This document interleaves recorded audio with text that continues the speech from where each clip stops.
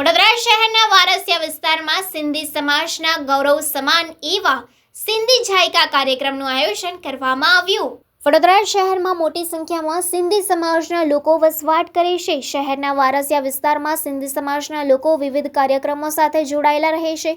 શહેરના વારસિયા વિસ્તારમાં આવેલા સિંધ કોઓપરેટિવ બેંક દ્વારા દર વર્ષની જેમ આ વર્ષે પણ સંતો અને ગુરુઓની વિશેષ ઉપસ્થિતિમાં સિંધી જાયકા કાર્યક્રમનું આયોજન કરવામાં આવ્યું હતું, જેમાં સિંધી સમાજની પ્રચલિત અવનવી વાનગીઓ લોકોએ આરોગી હતી અને સાથે સાથે તેમણે પોતાના ઈષ્ટદેવની પણ પૂજા કરી હતી। આ ખાસ કાર્યક્રમમાં અમદાવાદ શહેરના નરોડાના ધારાસભ્ય પાયલબેન કુકરાણી ઉપસ્થિત રહ્યા હતા।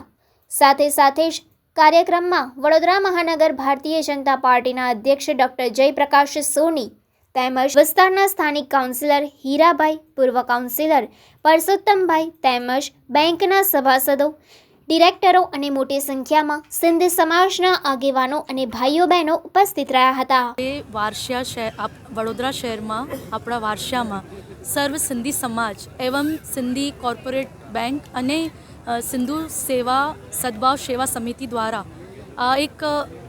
ખૂબ સરસ કાર્ય કરવામાં આવ્યું છે। જે સિંધી સંસ્કૃતિને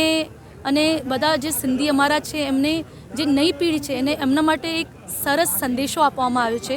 એના નિમિત્તે આજે સર્વ સિંધી સમાજ અને સાથે સાથે અમારા અમદાવાદના એમએલએ શ્રી પાયલબેન કુકરાણી અને અન્ય બધા મહેમાનો પણ આવ્યા છે અને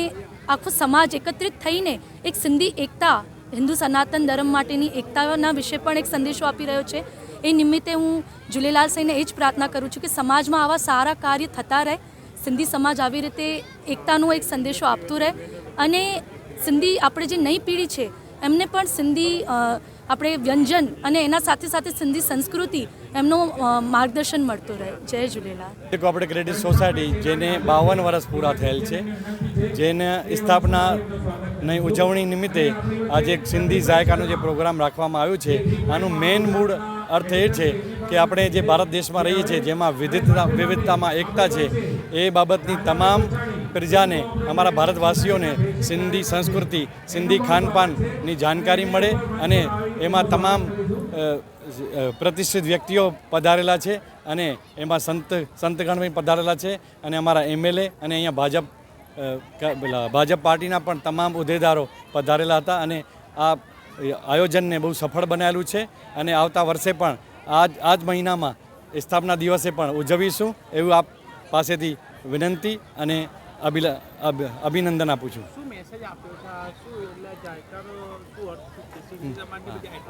હા, આજે અમે જે